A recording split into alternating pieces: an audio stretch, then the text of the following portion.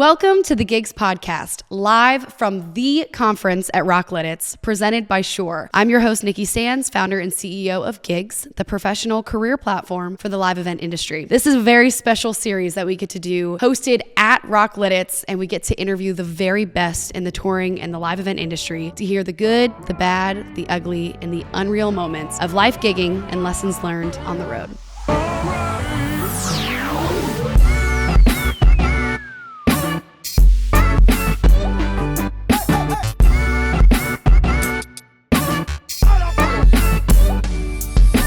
I'm so excited to welcome Ina Jacobs, who handles financial analytics and global touring operations at Creative Artists Agency, CAA, in the music touring department. With a background as a tour accountant for major acts like John Mayer, One Direction, Mumford Sons, Swedish House Mafia, Ina brings deep insights into the financial side of the live entertainment industry. Ina, welcome to the Gigs Podcast. Thank you. This is... You don't know, but it's early in the morning here. And, and she didn't know we were filming. The lights are bright. So anyway, we'll take these off. But thank you for being here. You're welcome. You are iconic. I don't know about that. Let's start at the very beginning in New York. Mm-hmm. What was the start for you? Well, as a kid, I grew up loving music and was always really good at mathematics. So it was sort of like, how do you marry those two things? But when I was a kid, the internet did not exist. So you couldn't Google, I like music and I like math. What do I do for a career? So I sort of fell upon it where I went to NYU and I was in the Lower East Side, and there was a rock club there called CBGB's. It was pretty famous. Mm-hmm. And I just sort of set my eyes on getting a job in the music business, and basically went to CBGB's every day and harassed Louise Parnassus, who's the booker at the time, every day, and be like, are you going to give me a job? Will you give me a job? Can you give me a job? And pretty much did that for like months until they were like, this crazy human is not going to go away, so we should just probably give her a job. And so I worked there for a couple of years. I was the assistant to Louise, who was the booker, also the assistant to the owner, Hilly Crystal, and the jobs were a many. You got paid. Well, first of all, I was like 18, 19. So I got paid under the table, like $5 an hour. I can call them out because they don't really exist anymore. Yeah. And worked the door, and like I booked the bands for like the Sunday matinees, which means you'd listen to the tapes that came in. For bands that were like, I want to play at CBGB's. And so I would listen to them and like pick the bands that I liked and book them on the Sunday matinees, which was like basically pay to play, by the way. Like you didn't, whatever. I just got to like choose them. It wasn't that big of a deal. But your first gig is booking. And is it beautiful? I mean, on like such a small scale. It was sort of like mixtapes. Yeah. And then, and worked the door and like answered the phone for Louise and was around Hilly and was like just in it, around it. And it was like such an iconic central space of music in New York City. Yeah. I mean, it started in the 60s, but like, or 70s, or I don't remember when it actually opened, but it doesn't matter. Yeah. This was like 1990. So, it was still really pivotal in the indie music scene. Like when I was there, it was like the Jesus Lizard and Helmet and Pearl Jam and John Spencer Blues Explosion and like these classic iconic punk rock bands, and it was epic. And met a lot of people in the music business who I'm still friends with to this day. Like this was this was like the hub of the music industry in the 90s. And so I worked there for a couple of years, but I was going to NYU at the same time. But I actually sort of like realized that you don't really need a college degree to work in the music business. There we go. Oh, God. Probably not the best mentor thing to say, but it's true. It's true. And I was just meeting so many people, and it was all about relationships, and I was learning so much more with just hands-on work. Yep. So I worked there for a couple of years, but my dream was always to go work for Bill Graham because I was, I'm outside and inside a gigantic Deadhead. I'm also a punk rocker, and I love all kinds of music, but I am a massive Deadhead. Did you see him at the Sphere? 6 times. Well, also, I was on tour with John Mayer for 10 years. Oh my gosh. So, Well, there we go. You know, this was like my match made in heaven. Are you kidding me? No, he did it for me. John Whoa. Mayer did that He for did me. that for you? He did. He did that for me. That was like, literally, like, that was like my dream come true. I mean, no one can replace Jerry except for John. Anyway. Right. Okay. Yeah. Wow. And for you to say that. Okay. Oh, God, so good. So, anyway, I worked there, and then it was my dream to work for Bill Graham. So I decided a couple years later that I would move to San Francisco and I would get a job with Bill Graham. I did not know Bill Graham, but I was just like, I'm going to go there and I'm going to convince him to hire me. And the wheels were kind of like already in motion. That's the mentality. I mean, that's still the mentality you have to have in this industry. Yeah. They need to make me work for them. Like you have to be the creator of your own destiny, whatever. But that's why you are where you are. It's not going to come to you. Yeah. No, you got to go do it. Okay. And you go. yeah, we also didn't have really the internet then to be like, telling you like it is. I was just like, what? I'm going to go do this. Like, and I also had no idea that like, women don't have a lot of jobs in the music industry. Like, I was like, what? I don't know. I mean, my boss at the time at CB's was Louise, and there were women around. Yeah. Anyway, so the wheels were in motion to move to San Francisco, and 2 months before I moved to San Francisco, Bill Graham died in a plane crash. And I was like, oh my God, my dream. But I was like, whatever, I still want to go work for BGP. Like, it doesn't matter. Like, BGP was Bill Graham Presents. Got it. And so I went to San Francisco and ended up working at a club called the Paradise Lounge and started booking that because I had had all this experience at CB's and made a bunch of phone calls, and through those connections, I was able to get a job there. But I was only like 21. It's like it was a babe in the woods. But I was booking Paradise Lounge. I did some shows at Bimbo 365 Club, booking there.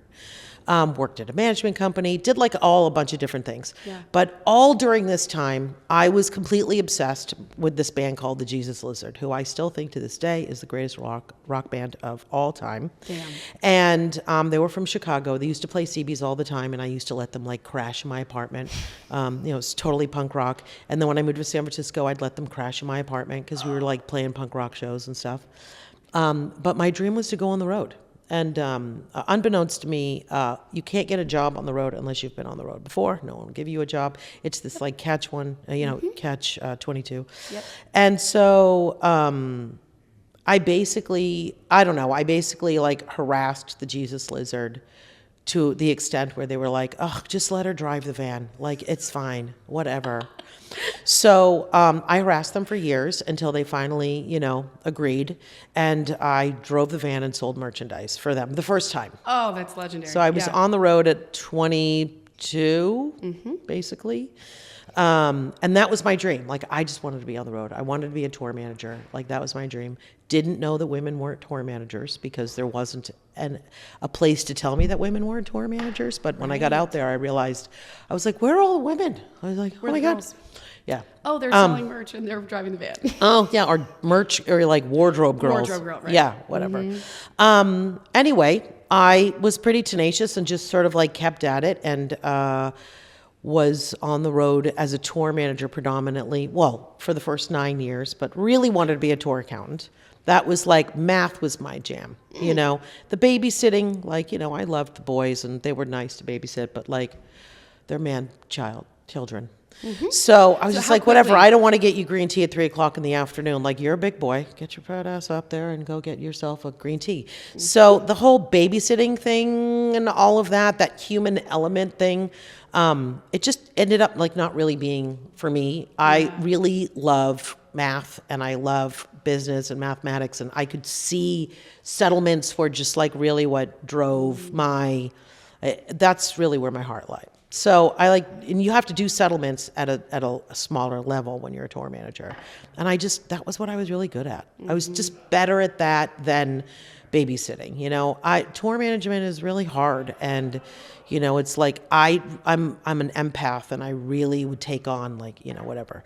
Joe's mad today. Is he mad at me?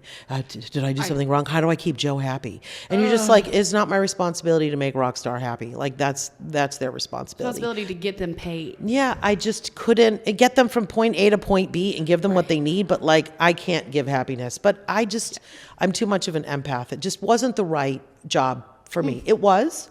until it wasn't. Yeah. So and 9 years. So 9 years, and then I went into tour accounting.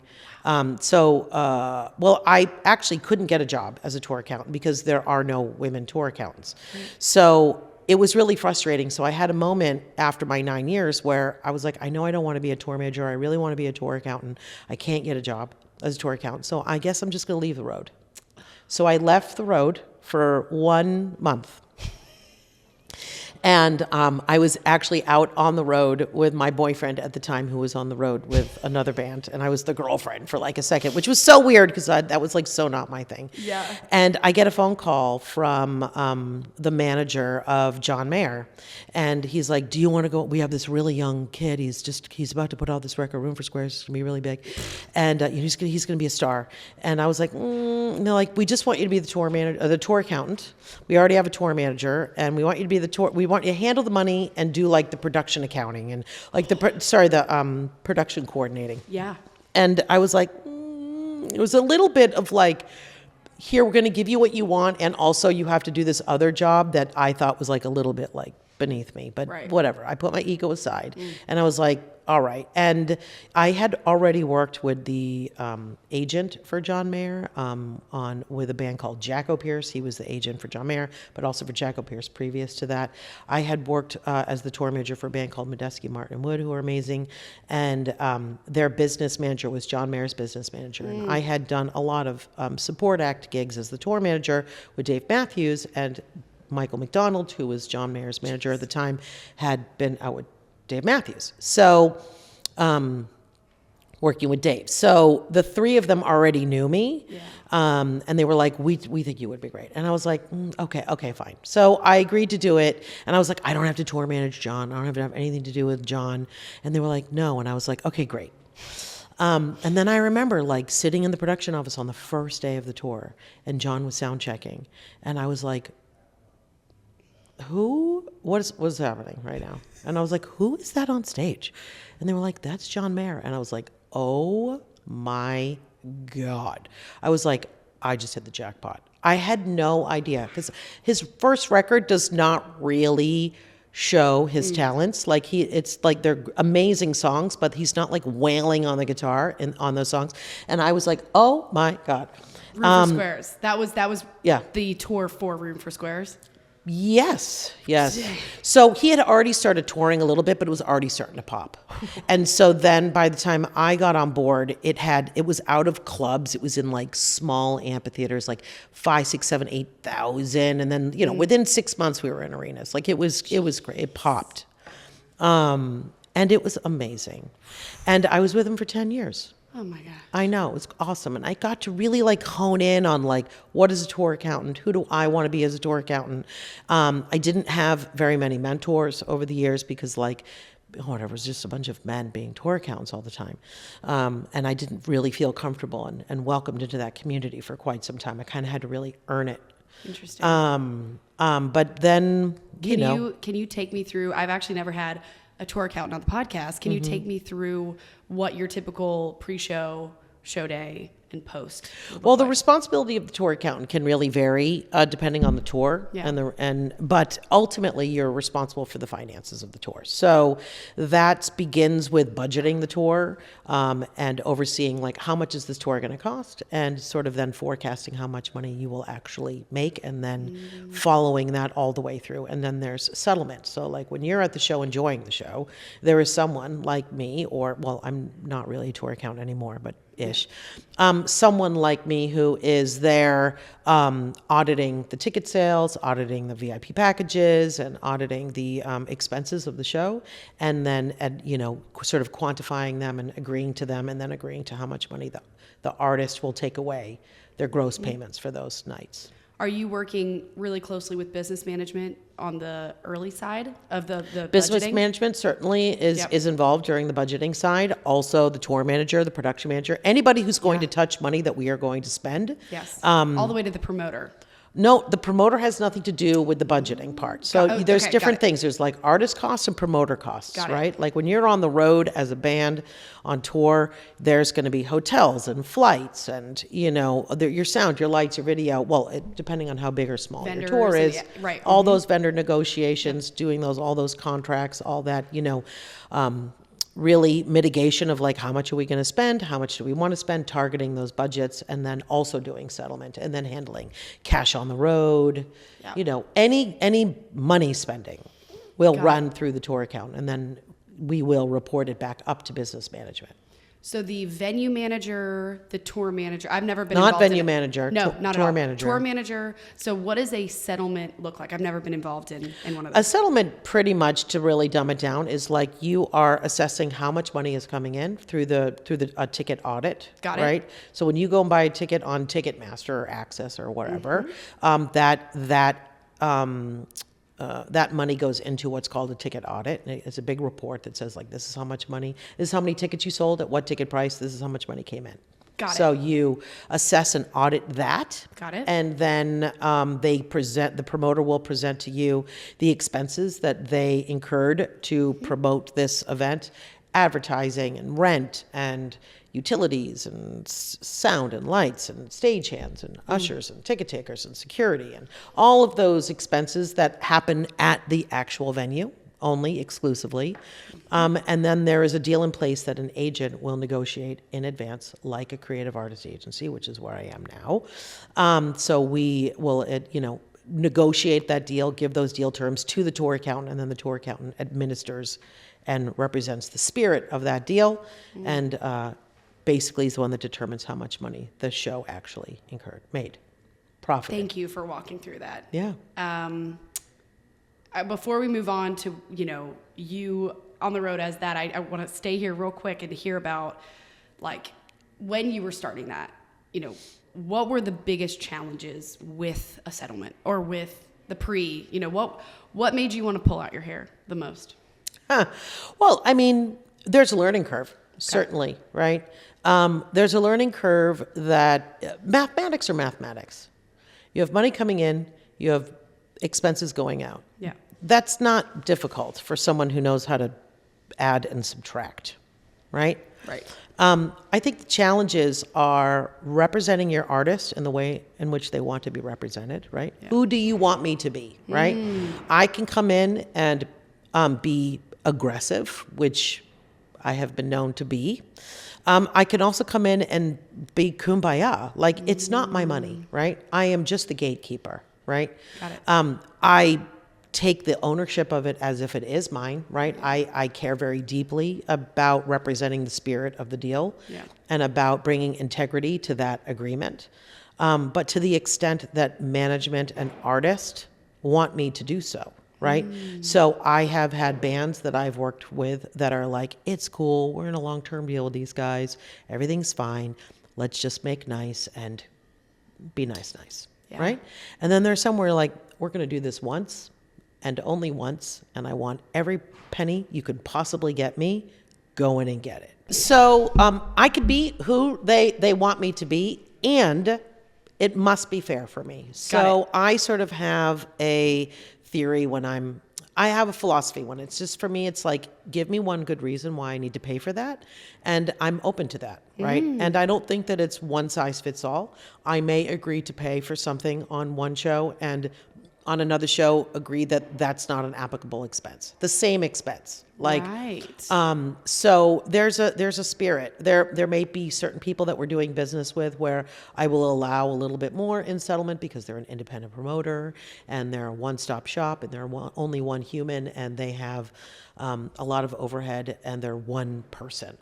And I might be a little bit more lenient about how where my line is. Whereas when I'm working with maybe, whatever, an AEG or a Live Nation or a much SJM, a much larger conglomerate, I might be a little bit more streamlined. Just depends. Have you always had the personality to have no fear in being that heavy hand, or did you have to learn that? Yeah, I mean, I think I was a tour accountant in the womb. Yeah, I was a negotiator from the get-go. Like, if I wanted that stuffed animal, there was nothing stopping me, right? My dad was always just like, I'm never worried about you. Yeah. Like, you came out of the womb, and at 2 years old, you were already, like, negotiating exactly what you wanted. And you won every time. So, yeah, I think I was born with that element of it. I also just don't like to be told no. Like, I don't know, like I'm a 2-year-old in that way. So like, no, like if you tell me no, I'm going to figure out how to do it. Like, I just am. I'm also reasonable. I don't like to admit defeat. So, but I think that there's a way to go about it. And I am the first person to admit that I was a little bit more feisty than I needed to be for the first half of my career. Yeah. But I was one of the only women. There were very few of us. Yeah. We were all friends. All the women in the 90s that were on the road, we all knew each other because there were like 5 of us. But we didn't, all of us like didn't know that like this was a thing, you know? Yeah. It wasn't until like when I was a tour manager I was in Texas once, and they were just like, "You're a girl tour manager," and you're like, "You're very observant. This is fantastic." And like, "Well, I've never seen a girl tour manager before," and you're like, "Okay, take a good picture." That's like, here we go. All right, can I have my towels, please? Like, I don't know why we need to talk about this. And he's like, "Oh, and where are you from?" And you're like, "Oh God, okay, let's get all this out of the way. Come on, let's just go." So, and you're good at your job. Wow. Yeah. And you're a Yankee. Right. That's pretty much what he said. And I was like, okay, let's get this all out of the way. now. Well, that's the other kind of, thing with, you got to be good at your job. You got to be assertive, but you got to be sweet, or then you're labeled a bitch or whatever it is. I mean, are you kidding me? You don't need to be There's sweet. more people that are petrified of me. I've made a lot of people cry. I've been called a bitch more times than anyone on planet Earth. Now I'm like a fluffy little bunny who goes around and like people live in fear of me, but like I'm not scary anymore. I'm such a softie now, and I'm just like the path of least resistance. Yeah. And not to like give the punchline, so to speak, but most people when they're like, what's your advice to the young girls out there, right?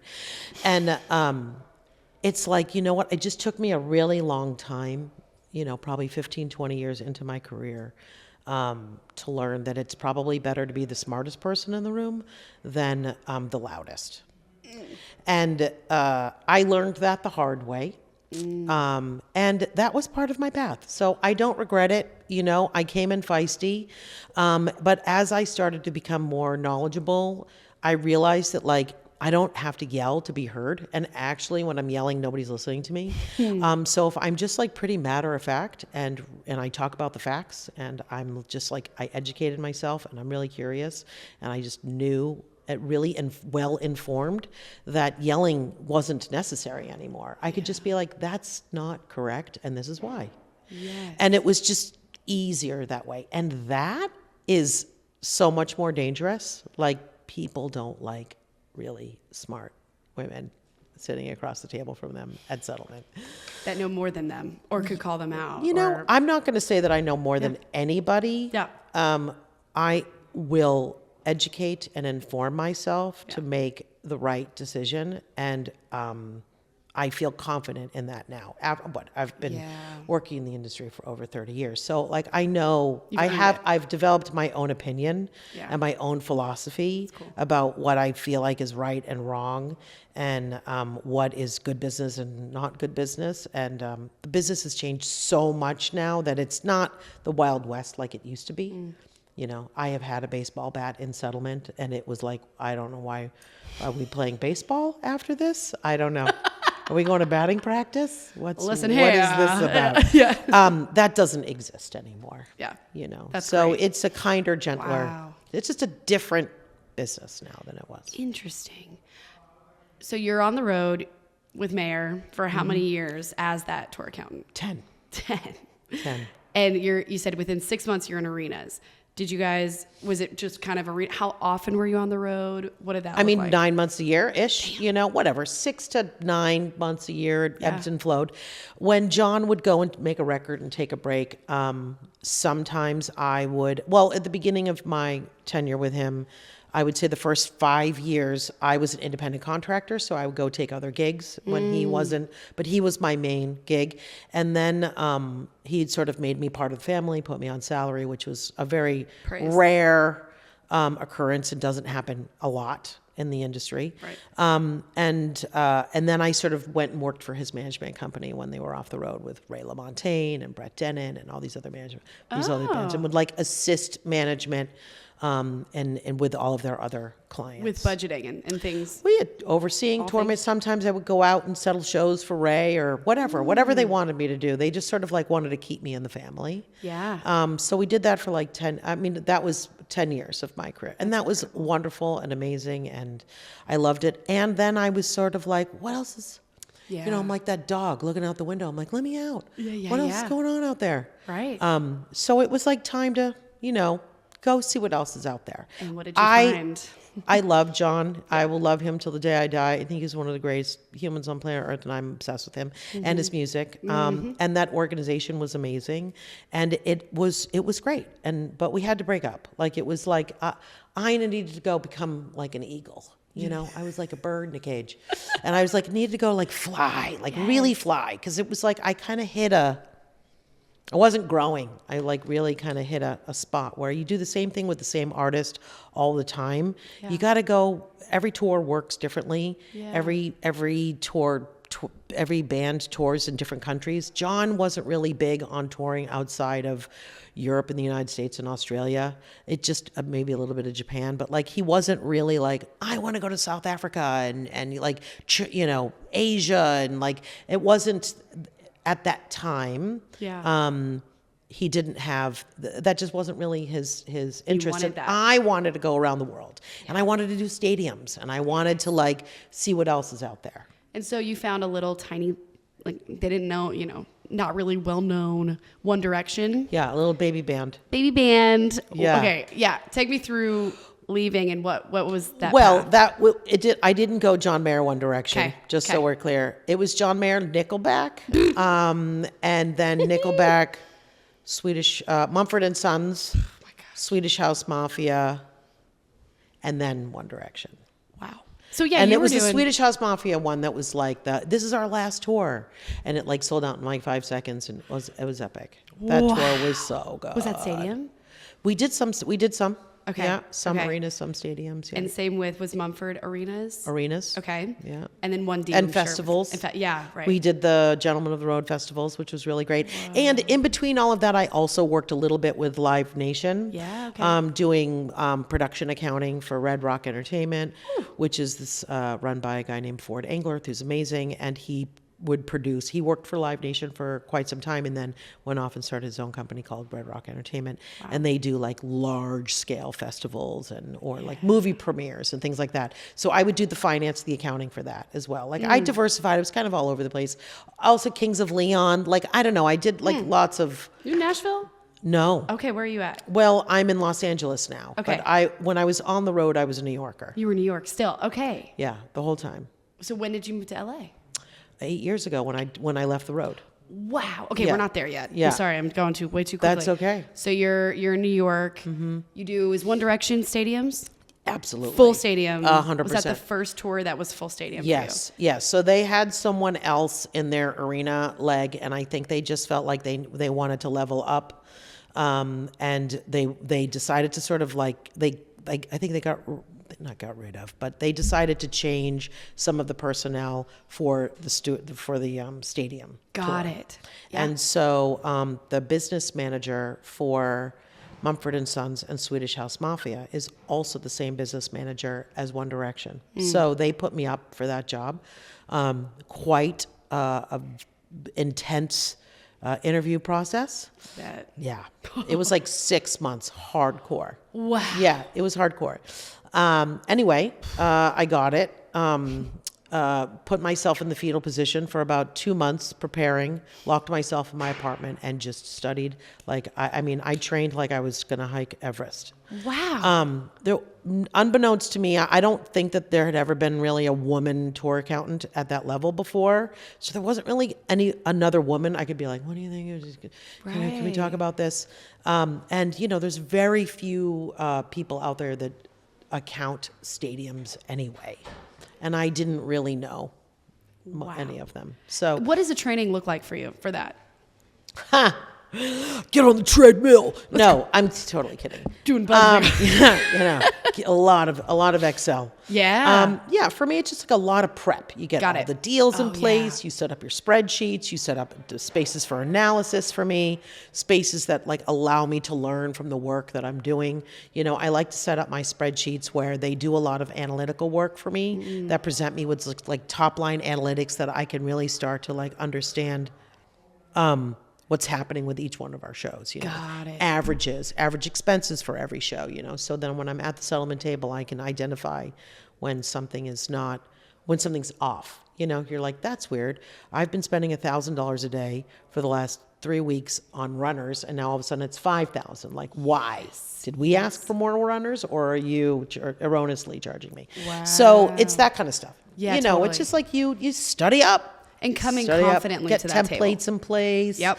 Just understand the operations of our tour, what's going Yeah. on, understand our rider, what are we asking for, communicating with the people on the tour about what I would like from them in order for me to do my job. So like if you are responsible for a place of spending money, whether it's the stage manager who signs off on the stagehands or the head of security signing off on security bills, Yes. communicating with, and developing relationships with all the people on the tour of like, listen, every night the promoter's going to bring you a bill. Could you please look at it? Can you highlight Right. if it's okay, if it's not okay?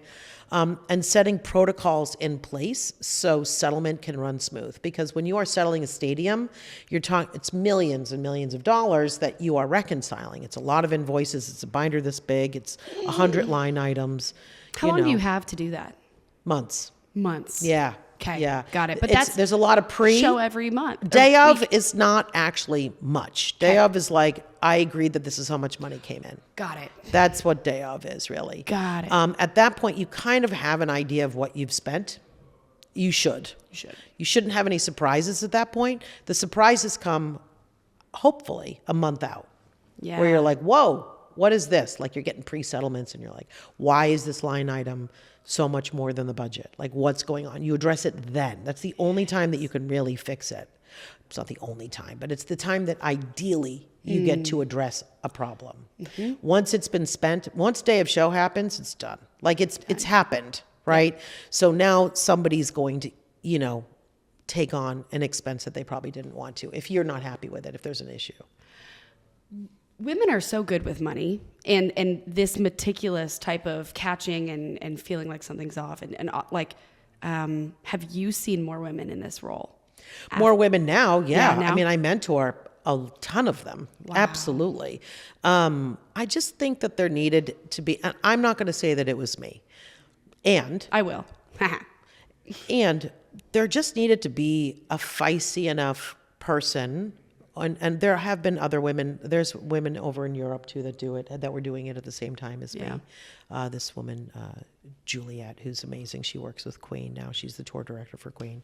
She's so much more. She's a badass. She's amazing. Shout out to Juliet. I think she was doing it at the same time as I was doing it too. We're about the same age, and you need to be a strong person. There's not emotions in settlement. Like that's the thing. It's like women also can be known to be emotional. We have hormones that we cannot control.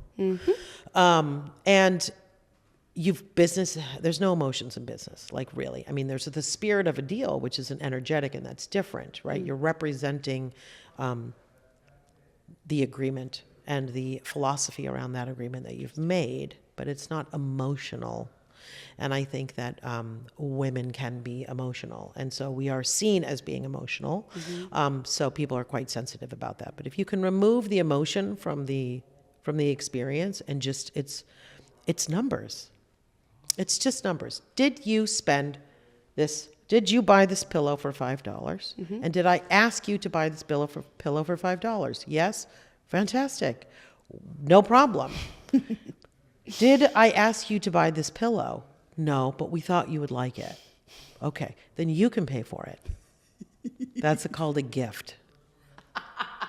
you know? Yeah. Like I've had promoters go like, we wanted to do something really special for you in catering tonight. We got you a sushi chef. And you're like, oh my God, that's so nice. Thank you so much. And then you're in settlement and the sushi chef is in the settlement. And you're like, I thought that was a gift. Like we didn't ask for the sushi chef. You wanted the sushi chef. You wanted to give me a sushi chef. That's wonderful. Yes. You can pay for the sushi chef. I mean, it's that, and it's not emotional. It's just like, you know. Black and white. I didn't ask for that, but thank you. That's accounting. I really liked that California role. So if you are an accountant in, corporate America. I did not graduate college, and I am not a CPA. Wow. And you're... I left NYU when I was a sophomore. Yeah, I was about to say, you were 21 in San Fran. Mm-hmm. Okay. Yeah. And you didn't graduate, no CPA, and you're managing some of the world's Hundreds largest of millions budgets. of dollars. Yes. Yes. It's so fucking You cool. don't need a degree for that. You just need a brain. Just need a brain. Yeah. And you need confidence, and you need a backbone. And you got all those things. It's amazing you're mentoring people. It's gross. Yeah. Of course. You got to give back, man. Yeah. There were very few people who mentored me in my life. I can shout out some of them, but there are a few people who gave me the opportunity, and I will shout out to the John Mayer people, Scott Clayton, Rit Veneris, Michael McDonald, amazing humans. They allowed me as a woman to do a job that a woman wasn't doing, and they supported me, and I will be ever indebted to them for that opportunity. They opened the door. I mean, as long as you have a few people who will open the door, you just have to be brave enough to walk in and stay in the room. That's on you. But as long as you get a few people to open the door, and I open the door all the time. There's definitely a few women tour accountants out there that I've taken under my wing, and I will just funnel gigs to them constantly. Wow. So you get to CAA, move to LA. Yeah. So I decided to leave the road after One Direction. Okay. I had, whatever, I'll age myself. I was like 45 years old. And I was just sort of like, I hit a moment where I was like, okay, I did it. Like I did this thing that I didn't think I was ever going to be able to do. This is awesome. And there's an incredible amount of institutional knowledge there that is monetizable. And I don't know that I want to live on the road 9 months a year anymore. I was really feeling like I was lacking community in my own life, and my life ended up just being life on the road, and I didn't have a home life, and I don't know, I wanted to join a backgammon group, which I'm now a part of. Let's go! Oh, yeah. And I wanted, I'm a potter, and I wanted to work on my pottery more, and I want to sleep in my own bed, and You hit it. You hit that So moment. I just hit a moment where I was like, I could check that off. I don't need to prove anything. I'm going to leave the road doing the biggest tour on the planet, and that's good enough for me. True. So I was like, okay, check. And I didn't know what I was going to do. And CAA represented One Direction, and they were like, and I was like, listen, I'm going to leave the road after. And they were like, no, we're going to put you on Sam Smith. And I was like, no. I'm tired. I want to go. I don't know. I'm going to disappear for 6 months, and then I don't know. I don't know what I'm going to do. But I was like, I do want to move to LA. And they were like, oh. And they basically, Brian Manning and Mike Greek and Mitch Rose and Rob Light were basically like, come over here. Wow. And I was like, I don't know. I don't think so. I don't want to be an agent. That's just not really who I am. Yeah. And they were like, no, you don't have to be. Listen, we don't know what we want to do with you either. We just don't want anyone else to have you. It was very sweet. And they were like, we just know you're really smart, and we're going to figure it out. And I was like, I don't know. Anyway, I decided to marry them, date them before I married them. So I went to LA and I worked there part-time for 6 months, and also did other work. Worked with Red Rock and did some stuff at Red Light, and did dated a lot of people while I was there for 6 months. Also needed to stay in LA for a second and be like, do I want to be here? I don't really know. Anyway, within a couple months, I was like, oh, okay, yeah, this is great. And then at the end of the year, CAA was like, will you marry me? And I was like, all right, you guys are great. And now I have created a department of one, basically, which is this weird, I'm this weird, Swiss Army knife over there. There you go. And I do so many different things. I can answer the most random of questions literally on how do I mitigate tax in Belgium? I have a band stuck at the border and at Canada with merchandise. What do I do with it? I need a tour manager. Do you know a light guy in Nashville that could that could do a show tonight? Do you know a rock doc in October? Hey, here's a Lady Gaga tour offer from AEG and from Live Nation. Can you do analysis on this and tell me which one is better? Hey, can you teach our assistants what the mathematics are of a deal? Will you help this tour account reconcile? I mean, it is bananas. Swiss Army knife. Also, I represent. So I am the agent for Riot Games, and I negotiate and vet all of their live event championship series events. And I'm the agent for Ludovico Einaudi, who's an incredible piano player. And if you don't know him, you should, because he is absolutely epic, and I'm obsessed with him. And I just recently signed Commune, which is Jeff Krasnow, and he has a health and wellness like master classes, and we're going to do women's health and longevity summits where amazing women professionals, doctors in their field will come and talk about women's health and longevity. We have one in Los Angeles, February 1st. February 1st. On my birthday at Saban Theater. Come on down. Oh my gosh. It's called Luminescence. It's amazing. You should also follow his podcast. I just recently signed him. That's actually around Polestar. I might actually be able to go to that. I will absolutely help you. You should. Thank you. Okay. He's amazing. It's amazing. Oof. They're talking about women's health. And it's sort of like he wants to start doing like biohacking summits that are geared towards women, because they're predominantly geared towards men. Always. So he's like on the women's. Oh, I love that. You've created what you're best at. You've always created the job that you're best at. That's and other people have seen your talents and created it for you because they don't want to lose you. Yeah. What a damn testament to just your character and your talents and your intelligence. Didn't know I was doing it along the way. I'm just being me, man. I don't know. Like I just kind of go do me. I don't really know what's going on. I just kind of do it. I'm honored to meet you, to know you. And how can people find you and follow you? I don't know. I'm not the Pied Piper. And I'm not like a big social media person. I'm like an old lady who like literally posts pictures of bunny rabbits. Like, I'm not kidding you. I'm obsessed with bunnies. If anybody knows me, they know that like I'm building a house in Mexico. It's called Casa Conejo. I have bunny rabbits tattooed all over my body. Oh my gosh. I seriously, like, I have an unhealthy relationship with bunny rabbits. So if you look at my Instagram, the logo of me is like a meditating bunny, and then inside the feed is like for the last 3 years is like bunny rabbits eating cookies, bunny rabbits sipping coffee, bunny rabbits playing backgammon, like whatever. I'm ridiculous. And then before that, it was just like, I used to take pictures with the police in different cities around the world on One Direction. So it was only me and police photos. Love. I know, I'm a weird person. So are there a lot of bunnies in Mexico? There are wild bunnies, yeah. I know. You need to go to New Zealand.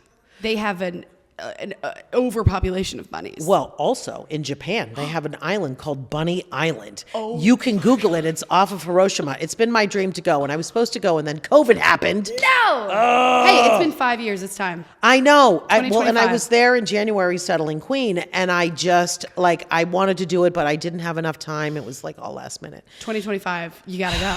I know, Bunny Island. It's my dream. You can go and lie on the ground, and people, and put bunny food all over you, and then like thousands of bunnies will like come all over you and eat. And I know that sounds like a nightmare for so many people, but it is like a dream. And for my birthday this year, my dear friend, shout out to Heather Story, she got like 10 bunny rabbits and brought them into her house, and she put down fake grass with like a little fence around it, and I got to go in. She surprised me, and I got to hang out with 10 bunnies for like 2 hours. She made Bunny Island. She made Bunny Island in her apartment for me, and I lost my mind. So if you're ever settling a show with Ina Jacobs, bring bunnies. Bunnies. People know. Thank you so much. It's been so cool getting to know you. You too. Thank you for doing this. All right.